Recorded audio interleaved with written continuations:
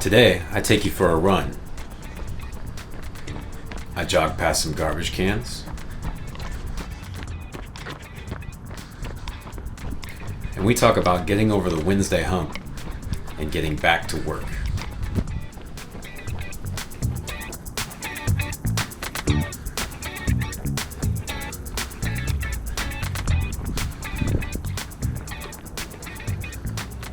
Hey, what's up, guys, and welcome to Work Wednesday. I decided to do this one while out on a run. So let's start with the run and then we'll get to it. You've got a couple seconds before the video starts, so subscribe and hit like.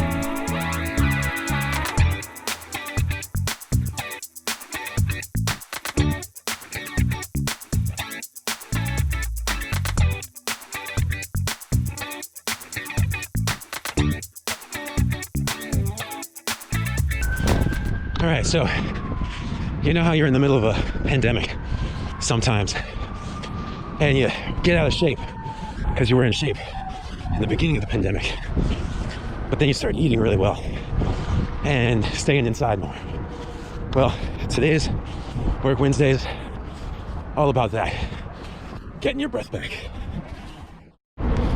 So normally I would have been able to do this video just fine, given I like to run 2 to 5 miles a day, or at least I used to when I was in my early 30s.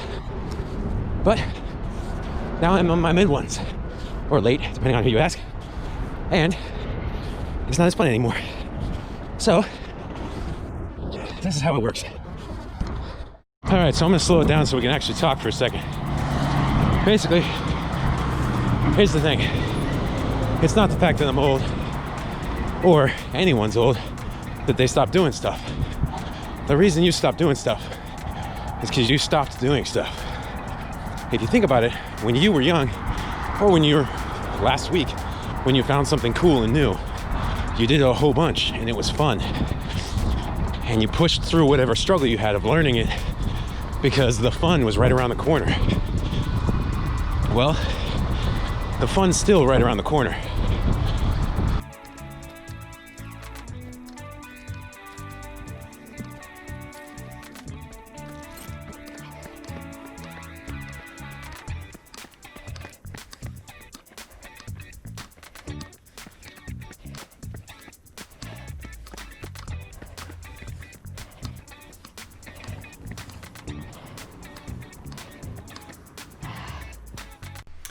All right, so in this video I did a whole bunch of metaphorical speaking and, just around the corner and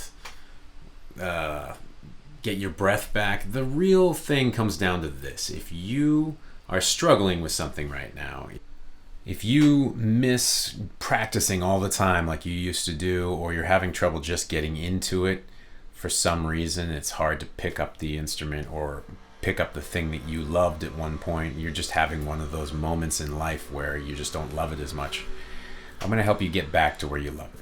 And that's what this conversation's about. So many times as musicians and as artists, we tend to actually hit these roadblocks. They call it writer's block, or basically you're uninspired. And you can be uninspired even if you're not writing. You can be uninspired if you're just having trouble practicing. You're trying to get better, but you're just not having fun as much anymore with that particular thing. And what I talk about here while I'm on my run is that that's often true for athletes too, and for yourself when you go in and out of going to the gym or doing things that are in a routine. We are creatures of routine and we enjoy those things, but you have to start the routine to get yourself to enjoy it. Always. Always. So, for example, I love to run. And if you know me, you know that. That's one of my big things. I use the Nike app, which is, I don't know why I'm showing you my hand. It's on the phone. But it's a free app to track your runs. You can invite friends to also track your runs or their runs and compete together.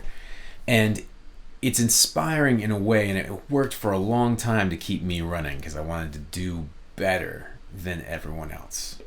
But I didn't always love running. I started to love running the more I did it. So, and it's the same when you go to the gym. the first couple days back to the gym, you hate it. You don't want to go back. You're trying to look for any excuse. Well, I got to meet this person at 3:30 and it's noon now, so I shouldn't go to the gym. Well, guess what? If you make yourself do it every day, you're going to start to love it, and then you're going to prioritize it over other things. And I sound like I'm being a gym head. It's like, you got to get fit and blah, blah, blah. But the truth is, this applies to everything, including loving your instrument and getting good at music. You're going to do that if you do it. So we're creatures of habit. The more you do it, the more you're going to love it. And I promise you that. So how to do that? Just like the gym, start with attainable goals. So for example, say you've never learned the pentatonic scale. Well, your first goal is to learn one position of the pentatonic scale. So pick up your instrument, whatever it is, pick one scale in one key. So A minor pentatonic on the 5th fret of the guitar, or starting on A on the piano, and learn it really well, and do it for 5 minutes, and then play a couple chords, then do it for 5 more minutes, play a couple more chords, do it for 5 more minutes, and then put the guitar down and do something else and come back and do it again, and do that again and again and again for a couple days, and eventually you're going to want to do that. It's going to become habit. Other tricks that I've used to get myself to practice and fall back in love with the instrument is keep an instrument near you at all times. So I have several guitars. I keep them in every room in the house. You might not have several guitars and places to put them in every room. So bring your guitar around the house with you. I know that sounds weird, but set it next to you on the couch when you're watching Hulu. And when one of those commercials comes up, hit mute and grab your guitar and practice. Or when one of those commercials comes up, run over to the piano and practice. And then when the commercial ends, go ahead and sit back down and enjoy your show. These are all practices that you can start doing to get yourself excited about the instrument again. And I know I put this all in practice, but the truth is you want to play, you want to have fun. Making a routine for yourself starts to create this environment where you now have plenty of time to have fun, because you don't have to just practice every day. You do have to practice every day, but you don't have to do it during that slotted time. You can start chipping away into that time and make some of that time to have fun. So let's talk about practice schedule. When I practice, I like to do this. So my first 5 minutes is playing around with the instrument, kind of having fun, loosening up a bit. My next 5 to 10 minutes is a difficult exercise, something that might be repetitious, like a scale, or something that at least involves a lot of thought and needs to be done at a slower tempo so that I can concentrate thoroughly on spacing between notes and everything like that. So something that's a little bit more exhausting. If you're newer at guitar, it might be new chords that you've never learned before, or a new scale. Like this week, I think you should start with a new scale, no matter what level you are. After that 10 minutes, and only make it 10 to 15 minutes. Don't push yourself to get frustrated. You want to keep practice time fun. So 10 minutes, then try to apply it to something that you already know. So for example, you might put on a backing track in A minor if you're working on A minor pentatonic, and then just play the scale over that A minor backing track. See if you can use pieces of the scale. Start putting together your own improv.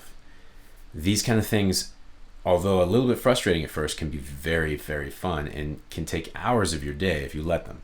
So keep that down to like 20 minutes or 10 minutes or 5 if you're running out of time.